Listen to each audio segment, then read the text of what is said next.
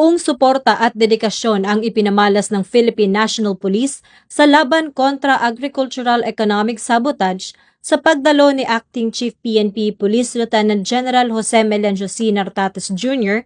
sa pulong ng Anti-Agricultural Economic Sabotage Council na ginanap noong Agosto 29 sa kasalukuyang taon.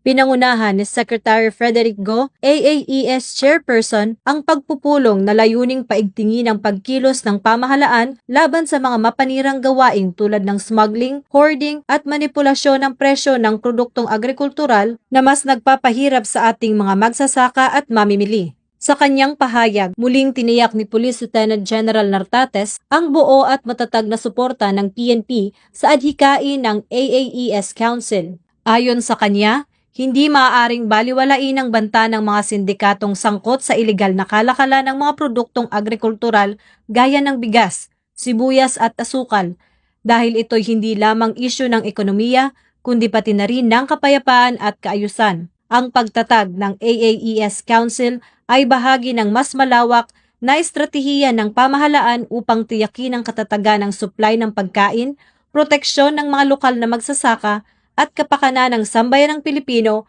para sa nagkakaisang bagong Pilipinas.